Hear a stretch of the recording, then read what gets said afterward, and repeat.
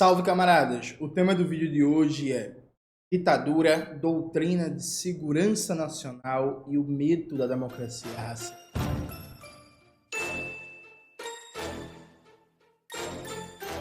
Antes de começar propriamente o tema do vídeo do canal, quero muito agradecer a você que ajuda a manter e melhorar nosso canal a partir do Apoia-se.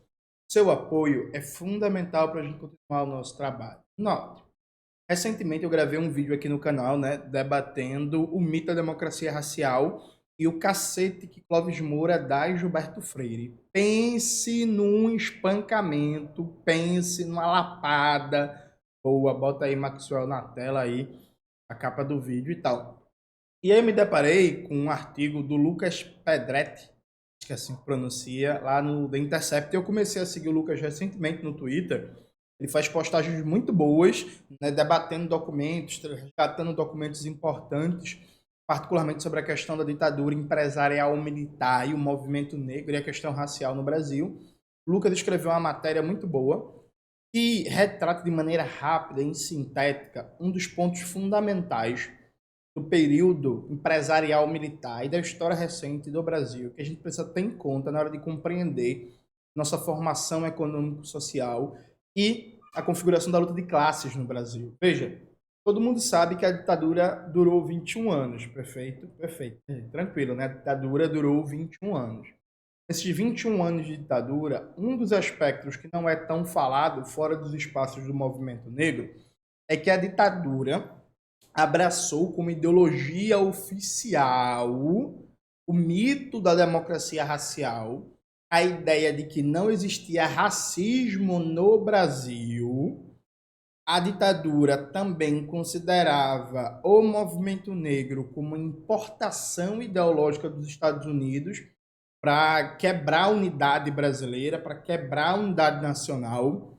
A ditadura tratava Gilberto Freire como um teórico oficial, né, da concepção de nação da ditadura, e esse ponto é muito importante.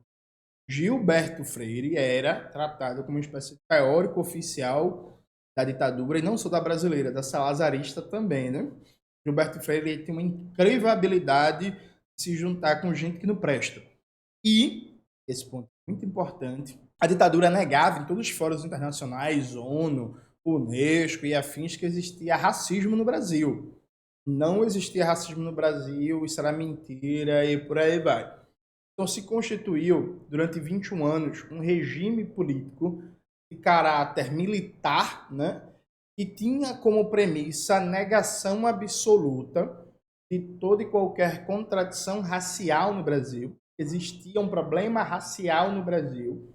E essa ditadura dava como justificativa a teoria da miscigenação. Então, por o Brasil ser um país miscigenado, não há problema racial. Eu debati no meu vídeo sobre Mangabeira-Unger e a questão de raça e classe no Brasil, bota na tela, Maxwell. O Mangabeira basicamente repete o discurso da ditadura, mas com a consequência que imagina ser progressista e não reacionária.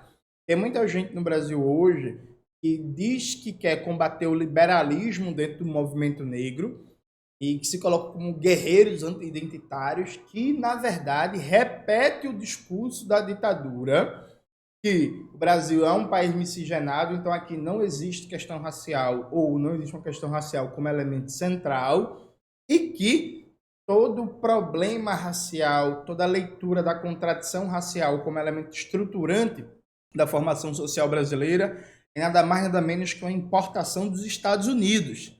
Então está repetindo o mesmo discurso da ditadura empresarial militar.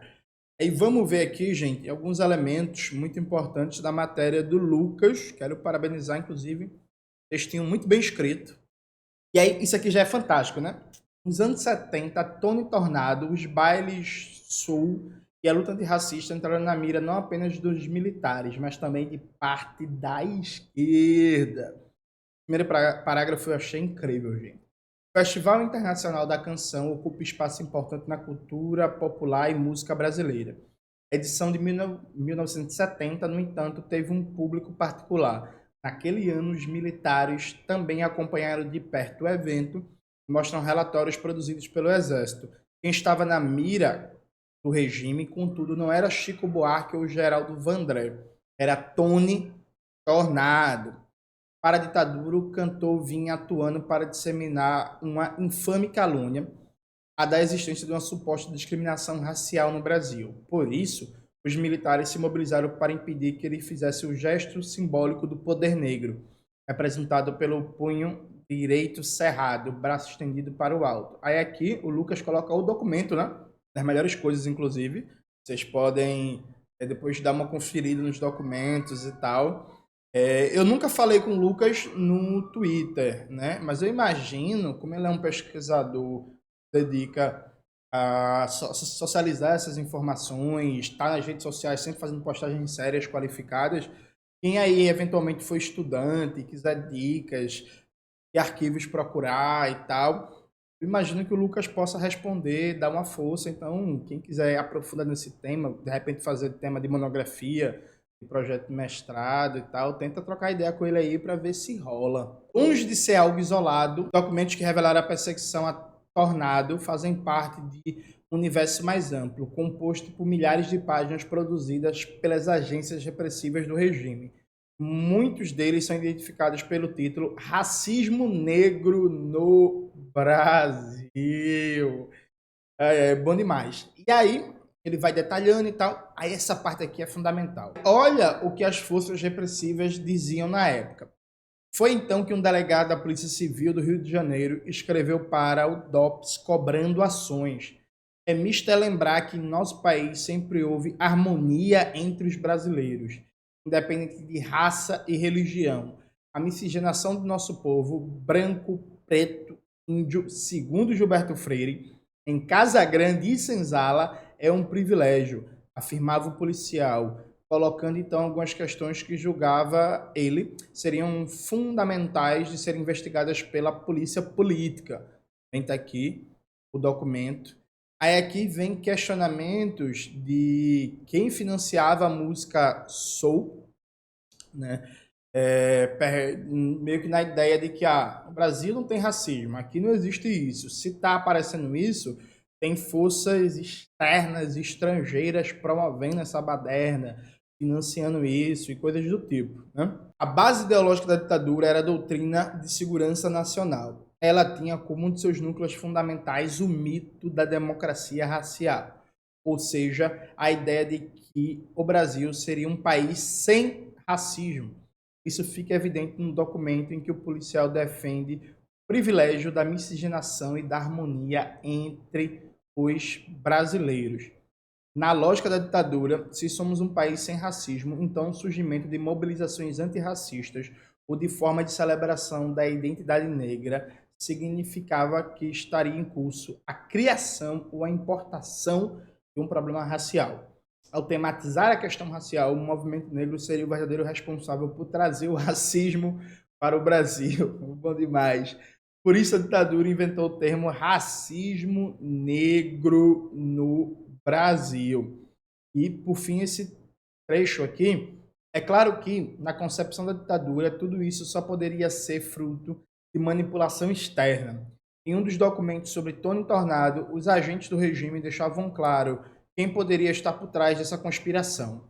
A discriminação racial ajudaria a compor a imagem de um governo brasileiro fascista, e o movimento comunista internacional colheria mais um fruto. Eu lembro para vocês que nos Estados Unidos, a Suprema Corte dos Estados Unidos, o primeiro voto, o primeiro julgamento, né, positivo contra a segregação racial, no caso negativo à segregação racial, um dos argumentos da Suprema Corte era que a segregação racial existente no país fazia com que os aliados ocidentais questionassem a fé dos Estados Unidos na democracia e jogava força na propaganda comunista, fortalecia o discurso comunista, né?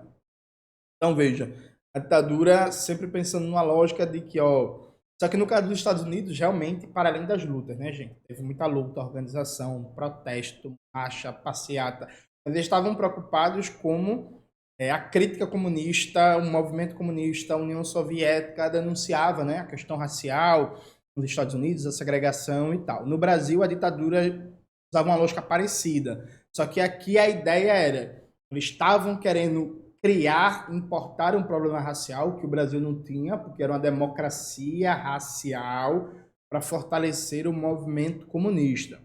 E aí, veja, gente, é muito importante pensar o seguinte: a doutrina de segurança nacional e a própria lógica de formação das Forças Armadas do Estado brasileiro tem como premissa a eterna busca de um inimigo interno que estaria dividindo a nação. O representante por excelência dessa nação que não pode ser dividida é necessariamente um homem branco burguês, né? E publicamente heterossexual, é claro, né? Faço questão sempre de frisar o publicamente. Dito isso, historicamente, todo e qualquer movimento social, todo e qualquer movimento organizado dos explorados e oprimidos tende a ser enquadrado nessa lógica da doutrina de segurança nacional, da eterna busca pelo inimigo interno como uma tentativa de dividir a nação, seja o movimento sindical no final do século XIX, começo do século XX, seja o movimento negro, seja o movimento feminista, seja o movimento indígena, seja o movimento ambientalista.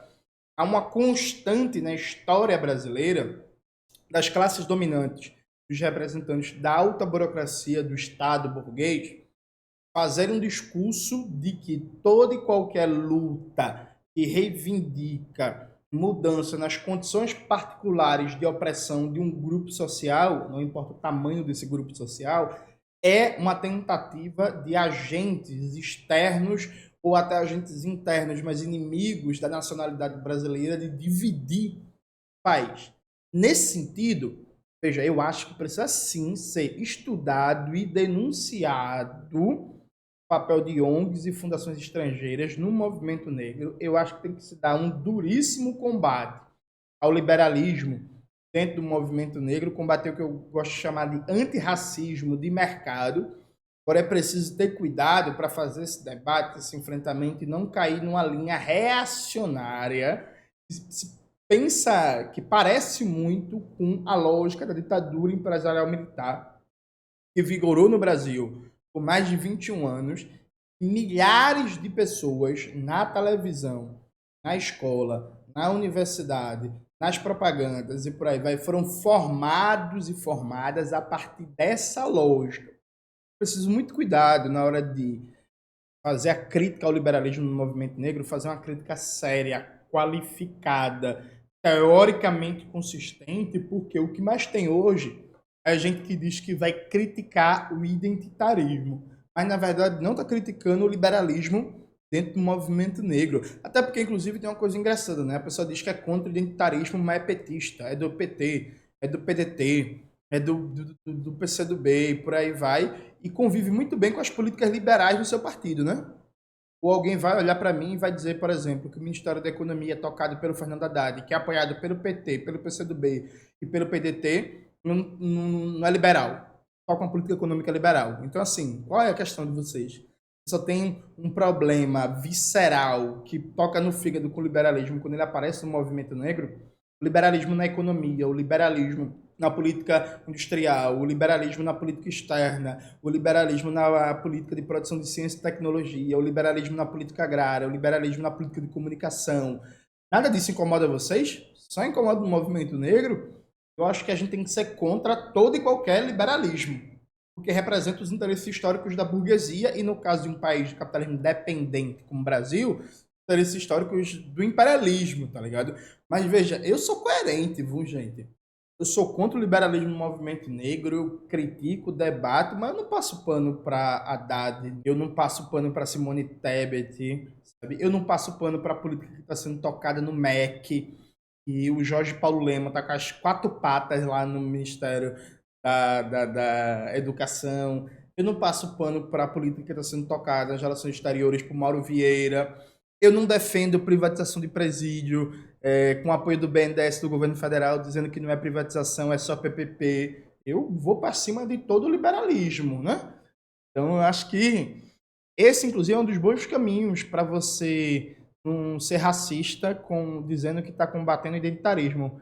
combata e critique todo o liberalismo desde uma perspectiva emancipatória e revolucionária para realmente dar uma solução estrutural para a opressão racial, para a opressão de gênero, de sexualidade, para o racismo anti-indígena e tudo isso. É isso, galera. Espero que vocês tenham gostado do vídeo de hoje do canal. Não se esqueça de se inscrever no canal, ativar o sininho, curtir esse vídeo, compartilhar e tudo isso que vocês já sabem.